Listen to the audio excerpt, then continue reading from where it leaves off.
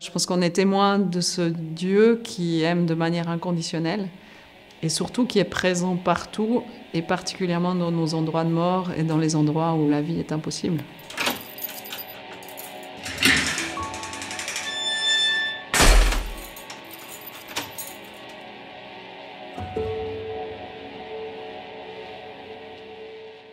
Chaque fois qu'un détenu entre dans le parloir, si on a une discussion individuelle, c'est comme si les murs tombent et on est les deux face à face. Pour moi, c'est Dieu qui nous rassemble. Ça veut dire qu'il y a quelque chose qui nous dépasse et l'un et l'autre. On est là pour vivre quelque chose. Mais ni lui ni moi, on sait à l'avance ce qui va se passer et comment ça va se passer. Mon fils, il dit quelque chose de très beau. Il dit « Leur seule liberté, c'est de créer du lien, alors pourquoi ils s'en priveraient ?»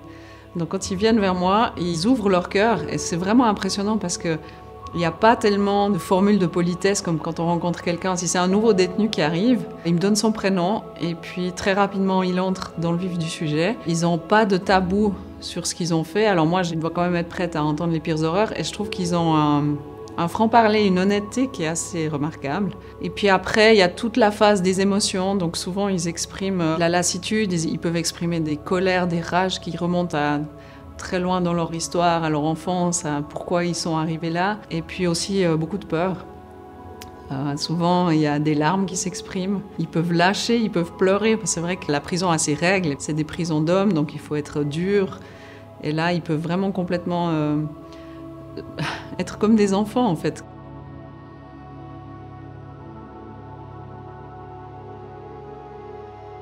Je pense que j'ai une anthropologie assez négative. Je me dis que l'humain, fondamentalement, il n'est pas capable de grand-chose de bien. Ça m'aide de me dire en fait que moi-même, j'ai la chance d'avoir grandi dans un milieu incroyable, d'être en Suisse, d'avoir tout. Et je suis capable de m'énerver contre moi-même, d'être injuste, d'être dans de la rivalité, des jalousies, d'avoir des ras-le-bol. Enfin, je sens en moi ces tensions, cette difficulté à faire le bien et à être en paix. C'est un combat. Les hommes que je rencontre, c'est des gens qui ont des remords, qui ont des regrets, qui mesurent que ce qu'ils ont fait n'est pas correct. En fait, ça me donne une capacité à accueillir qui sont d'autant plus grande que par ailleurs, à l'extérieur de la prison, je connais des gens qui sont dans l'illusion, des gens qui voient pas leur propre enfermement, des gens qui sont pas prêts à reconnaître ce qu'ils font, qui blessent la vie. Du coup, je pense que c'est, entre guillemets, presque plus simple de pas juger en prison parce que le système juge les personnes. Ils sont déjà terriblement punis.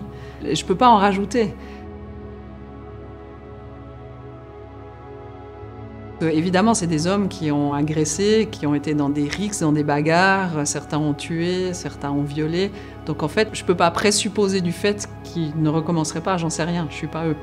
Mais par contre, ce que je sais, c'est que ma manière d'être crée de la sécurité et de la paix et ça leur permet d'être corrects avec moi. Alors bien sûr, il y a des gardiens, bien sûr, ils prendraient sûrement pas le risque de m'agresser, mais même dans les paroles, même dans l'attitude, je sens jamais d'agressivité. Parce qu'en fait, je suis une représentante de l'humanité dont ils sont privés et ils ont une soif de cette humanité. Donc en fait, quand j'arrive, ils prennent soin de moi vraiment. Quand je mange à Crête-Longue, un jour, il y a un détenu, il n'y avait pas suffisamment à manger, il a pris à manger pour lui, il me l'a offert. Donc en fait, ma présence ouvre la possibilité à des gestes d'humanité, à de la solidarité.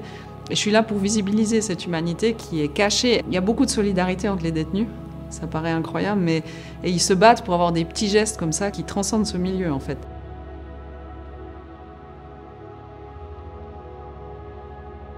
C'est un jeune homme qui me raconte un parcours tellement blessé depuis l'enfance et qui me raconte combien il s'est efforcé à chaque étape de faire du mieux qu'il a pu.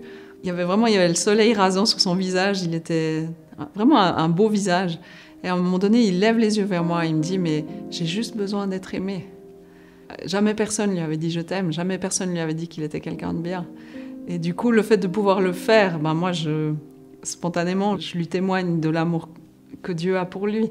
Et à ce moment-là, lui, il fond en larmes, et moi aussi, mais je me dis, c'est fou quand même qu'il faille arriver jusque-là, jusque dans une prison, pour qu'il puisse juste dire « mais en fait, j'ai besoin d'être aimé ». Et j'ai jamais pu être aimée.